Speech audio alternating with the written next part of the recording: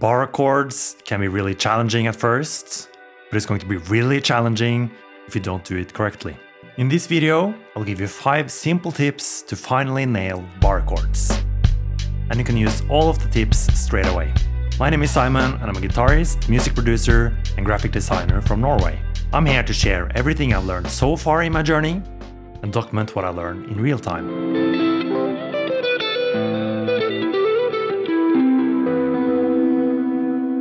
Tip number 1 is where you place your finger that is going to do the bar.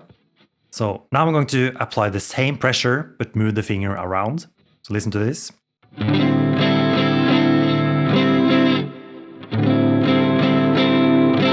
So the closer you are playing to the fret, the easier it is to play the bar. So that's one simple thing you can do straight away to make it easier to play barre chords. And the next one is very important, and internet makes it really hard for beginners because they want to teach beginners the hard stuff first, and then they are going to feel that they suck because it's really hard. One of the first barre chords people try to teach you is F major.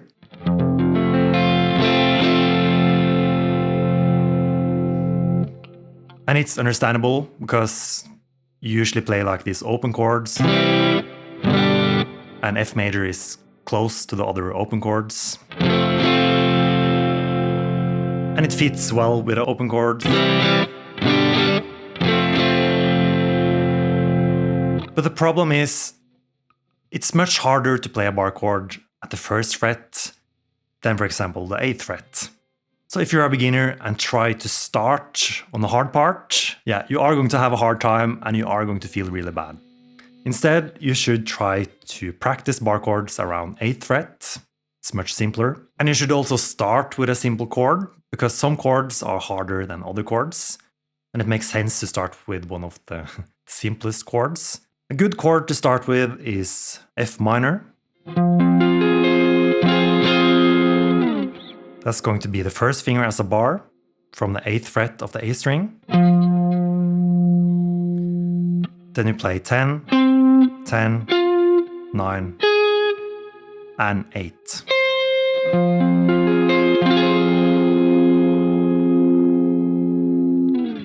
This is a much easier chord to play than F major.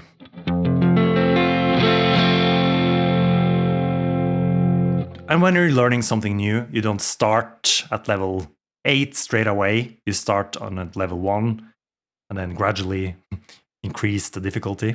And tip number 3 is also one that might make you feel bad, but it's not really your fault. And that is the guitar you play. If you can, it's easier to learn barre chords on electric guitar because the strings are thinner. And the string action shouldn't be too high. So the strings should be fairly close to the fretboard. So it's going to be a bit harder on acoustic guitar. You can still learn it on acoustic guitar as well, of course. But if you can, it's easier to start with electric guitar.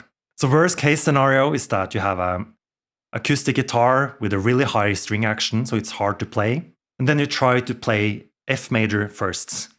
So if you just avoid that, life is going to be so much easier, and you're actually not so far away from a good barre chord as you think. I know learning guitar can be overwhelming because there's so much to learn and you don't really know where to start. So if you want more clarity and consistent progress on guitar, you should check out playwithaplan.com.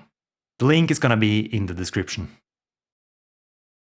Next one is thumb placement. I like to have my thumb straight behind the finger that is doing the bar. And it should not be too high on the neck. It should not be too low, but more in the middle of the neck. But I've seen other players do it slightly differently. So feel free to experiment, but thumb behind the bar finger is a good place to start.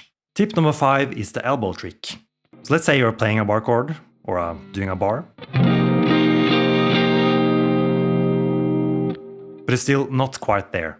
What you can do is to have your elbow on the guitar like this. This will kind of hold the guitar back. This makes it possible to push the finger towards you. Then you will get some more power to the bar. I would be a bit careful about using this too much though, because it's easy to get very tense in a fretting hand. But use it as a tool if you need some more pressure. That was 5 tips, but since you made it to the end, I have a bonus tip for you. It's okay to not bar all the notes you're playing perfectly. Let me show you what I mean. Let's say you're playing F minor. The only notes you're really playing is the A string and the high E string. Then you use other fingers for the rest of the notes.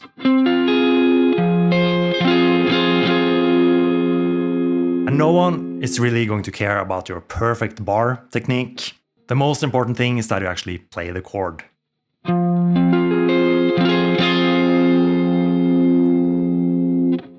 So without the fingers, it could sound like this.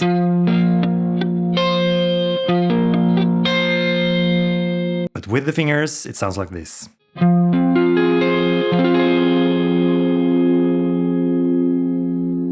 I'm not saying you're going to develop bad habits, but just know the most important thing is actually to be able to play music. Hope that was helpful. Leave a comment if you have any questions. And if you enjoyed this video, you should watch a video on the screen next.